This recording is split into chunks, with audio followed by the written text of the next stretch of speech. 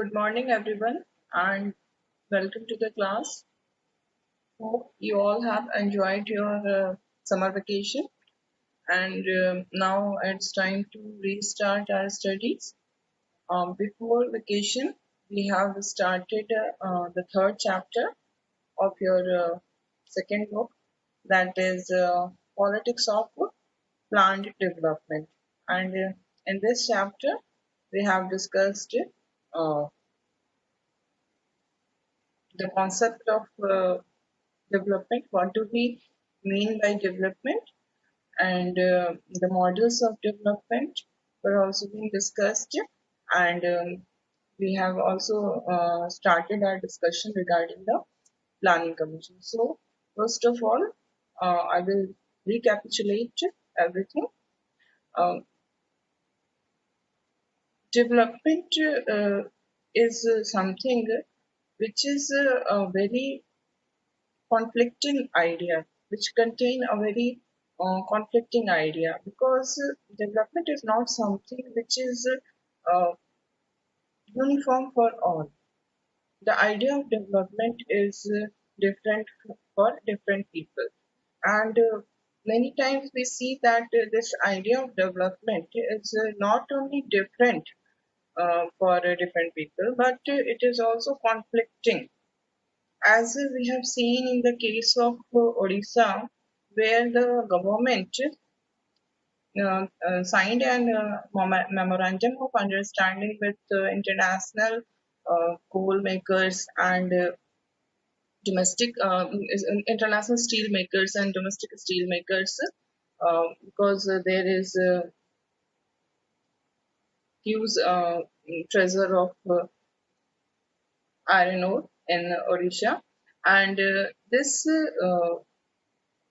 the government signed this MOU for the purpose of development only, because in the view of the government, if the domestic as well as international steel companies will start operating in the state, it will bring capital to the state, and not only capital, but it will also generate employment opportunities. So this is development according to the viewpoint of the government. But because of this mining activities, the permission of this mining of activities which was given by the government, it will cause trouble to the tribal people, because it will lead to their displacement. It will lead to deforestation. So it will cause a lot of trouble for the tribal people. So they were against this development, this idea of development. They, for them, this is not a development, but this will deteriorate their condition, because this will lead to the displacement, and their whole life will be disturbed. Economic life, cultural life, social life, all aspects of life will be disturbed completely. So they were against this kind of development. It's not development for them.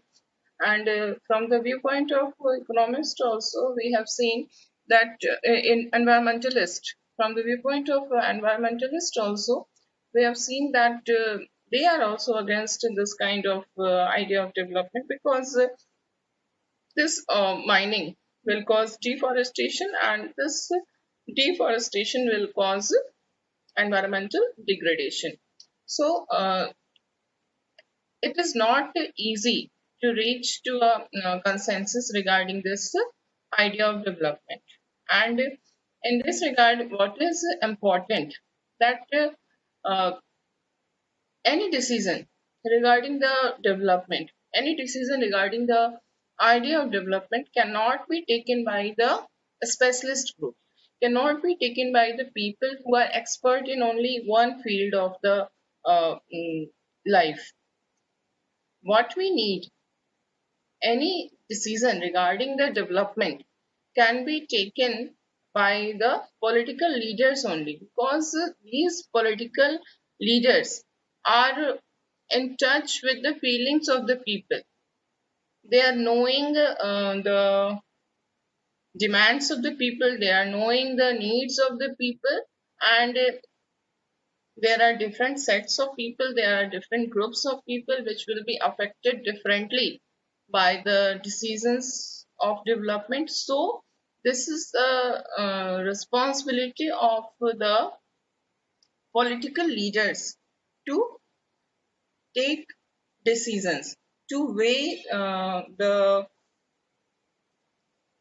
advantage and the disadvantage which can be caused because of development related decisions.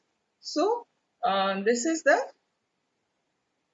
problem which is associated with the idea of development. And when our country became independent, we have very great problem of economic backwardness. Our country was facing neither there was neither industrial development was done nor agricultural development was done.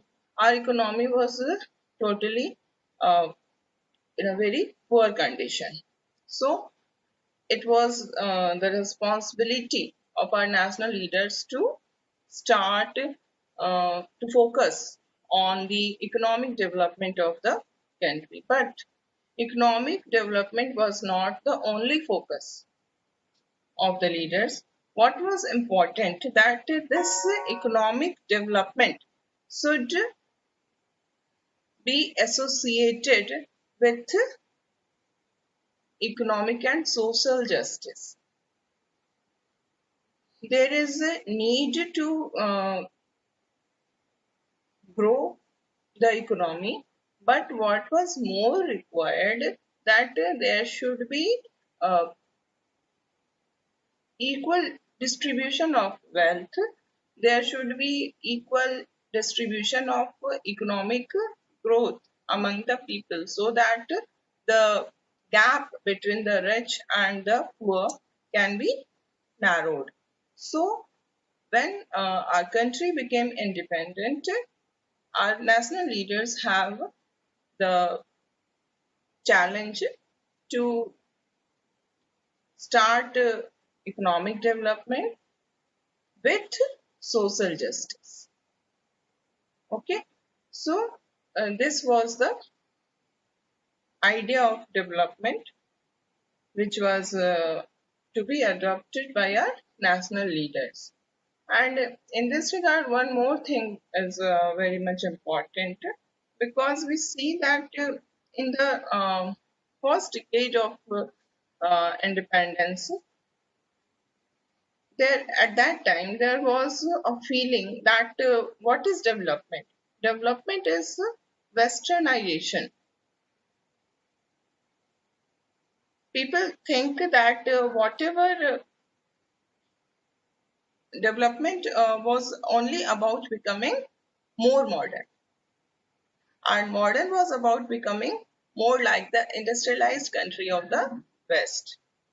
So this was the feeling of the people, not only of the common people, but the experts are also of the view that Western model of development is there, and we have to develop on that way only. So this was one of the view, but there was one more model was present at the time of independence, and that was the Soviet model. Actually, when India became independent in 1947, at that time the whole world was divided into two groups, and you have studied all these things under the in your first book. This was the era of Cold War. And what was the basis of this Cold War? The basis was the difference in ideology, and the ideology was very much connected with the economy. The US group or the US bloc was representing the liberal capitalist model, and the USSR was representing the socialist model. And you know the difference between these two models because we have discussed this in the first chapter of the first book.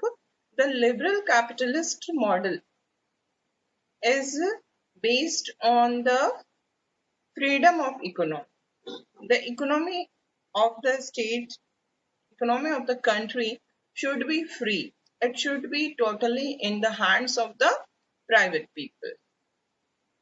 This is liberal capitalist. They give more importance to freedom than equality. There should not be any kind of interference from the government in the economy.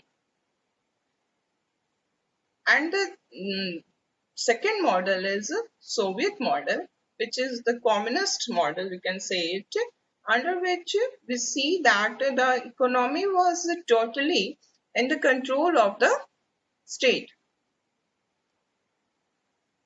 Private property, the concept of private property was not existing in the erstwhile USSR. In the Soviet model of economy, there is no concept of private property. The whole economy was under the control of the state. And why this control of a state was there? Because in the socialist model or the Soviet model, the priority was that there should not be inequality. Economic inequality should not be there in the country.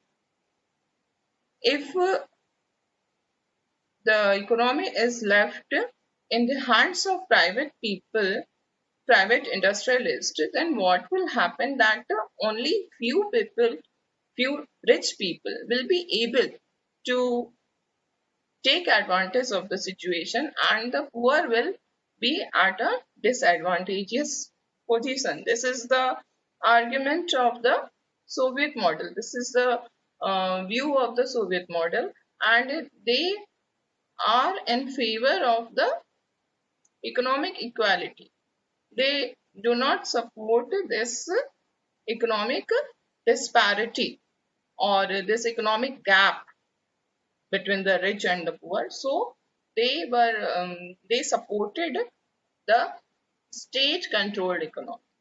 When the state will control the economy, then it will distribute the profit of all the economic activities among its members in equal manner, and thus it will bring equality. So they give more freedom, more importance to equality than freedom.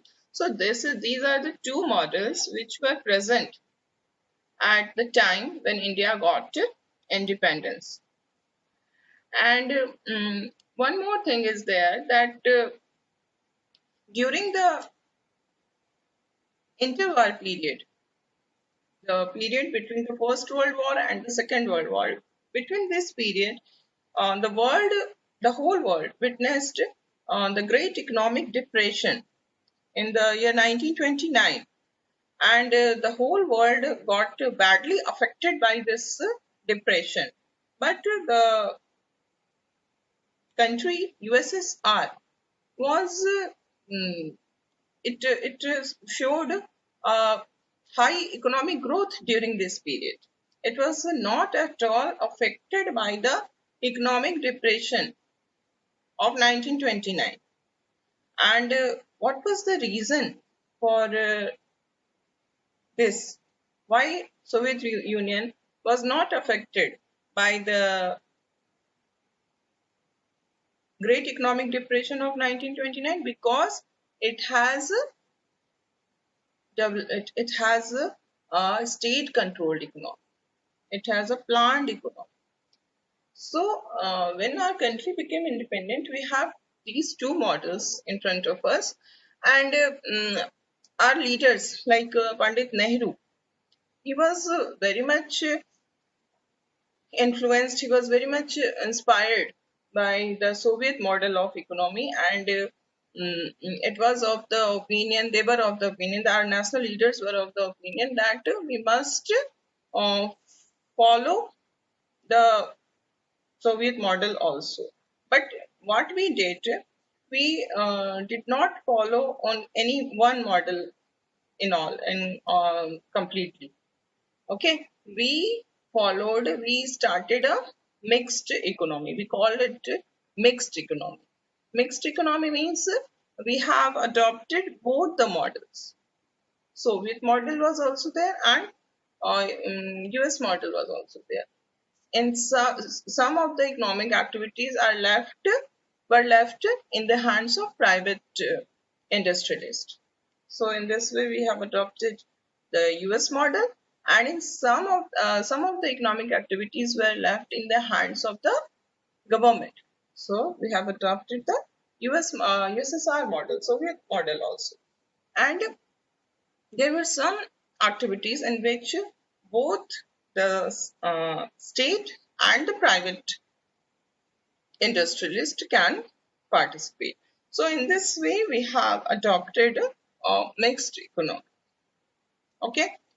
So one more thing which is required to be discussed, and we have discussed it in our earlier class also, and today again I will be discussing it because it is important. Mostly what happens that we think that the private industrialists are not in support of the planned economy. Private industrialists always want free economy. This is the opinion of general opinion that any industrialist will want that the state should not interfere in the matters of economy. The economy should be free. Okay, this is the general thinking. But in the context of India, what we find that it's not that the industrialists were of the opinion that the economy should be free.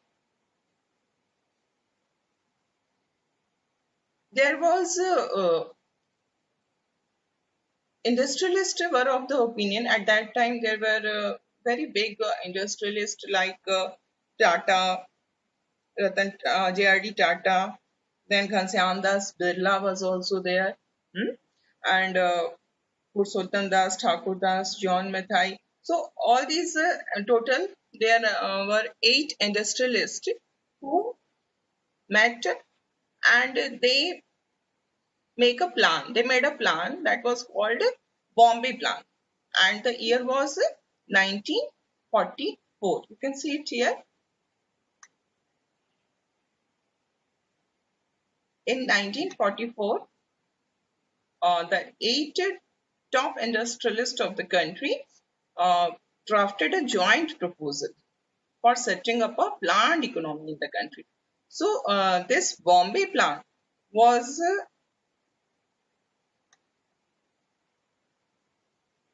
it was a plan which was supporting that the state should intervene in the economy. There must be planned economy.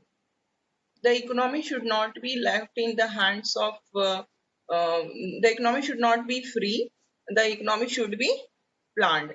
Okay, so this Bombay Plan wanted the state to take major initiatives in industrial and other economic activities. Whatever economic decisions are to be taken, that must be taken by the state government.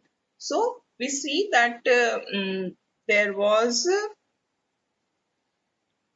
our leaders were highly impressed by the Soviet model, mainly because of its good economic growth, which it's shown during the interwar period.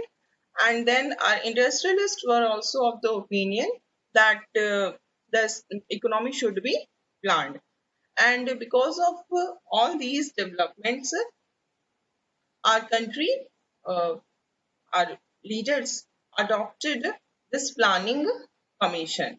And in this regard, you must know that planning commission was not constitutional.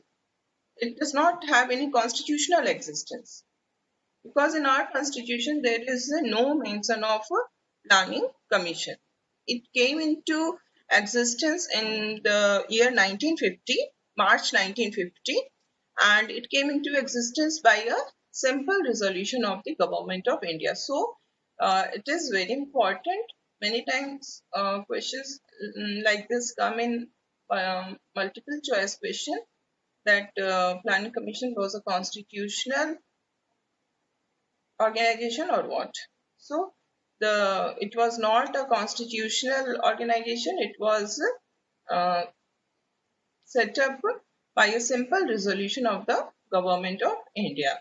Okay, and it was supposed to play the role of only advisory role. It was there only to give advice to the government.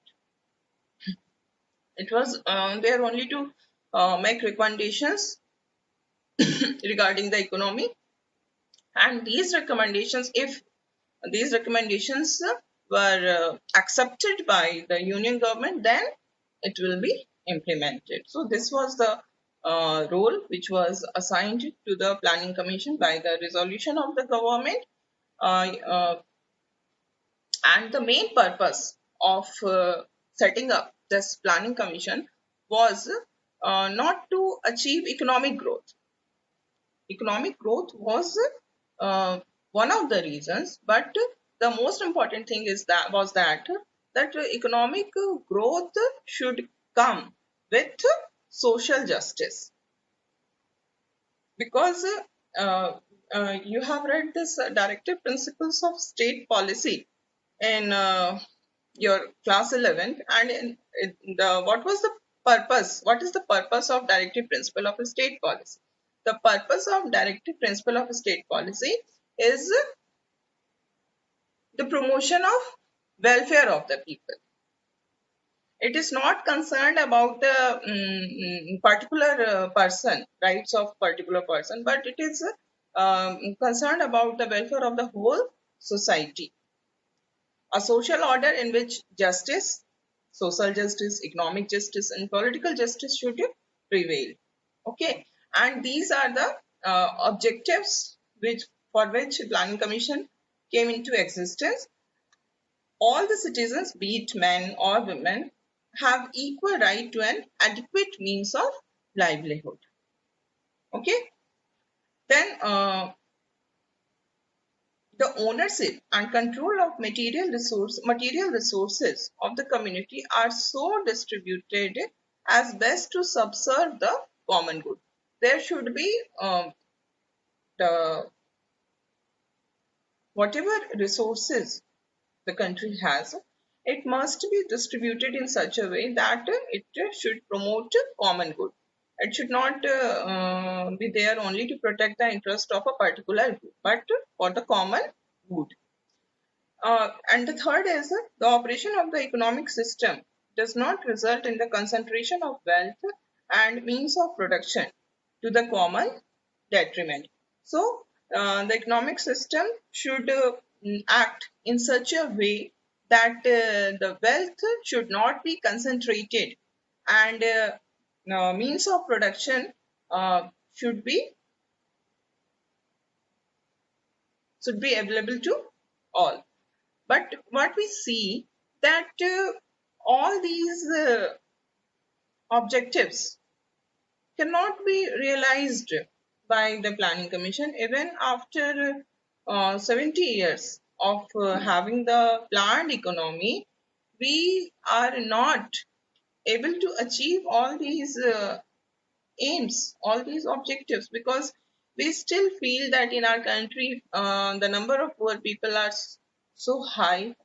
There is economic disparity which is existing in our country, and concentration of wealth is also there in few hands. So we see that the planning commission uh, cannot say it a very uh, successfully it has done its work, and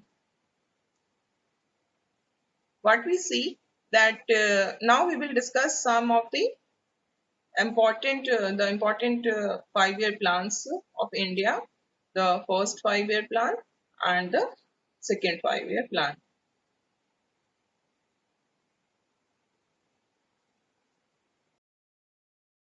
So we adopted the planned economy from the USSR, and we also opted for 5-year plans as it was done in the USSR. And this the basic idea behind this 5-year plan is that the government of India prepares a document, and in this document there is a planning for expenditure all the income and expenditure of the government for the next 5 years. So this is a document of all the income and expenditure for the next 5 years. And then what is done that the budget of the center and the state governments is divided into two parts. The first part is non-plan budget. Non-plan budget means those expenditure which is to be done on routine basis. Okay, these are done on yearly basis. These are done on routine items. Okay, so these are non-plan budgets. For these items uh, which are which are done regularly on a routine basis, and for this there is no planning is required. Okay, so these are called non-plan budget. And the second part is plan budget. Plan budget means that budget which is spent on a 5-year basis according to the priorities fixed by the plan. So the Planning Commission has prepared a plan for the next 5 years, and according to that plan, which expenditure is done, that is come under plan budget. Okay, so a 5-year plan has the advantage of permitting the government to focus on the larger picture and make long-term intervention in the economy. So the planning is done for a longer period, not for 1 year or 2 year. It is done for a 5-year period, and the government is not focusing on only the. It is not concerned about the immediate needs and requirements, but it is focusing on the larger picture, and long term planning is taking place. So this is the idea of a planning commission. And what we see that the draft of the first 5-year plan was released in December 1951. And at that time, there was a lot of excitement among the people, general, not only the common people, but the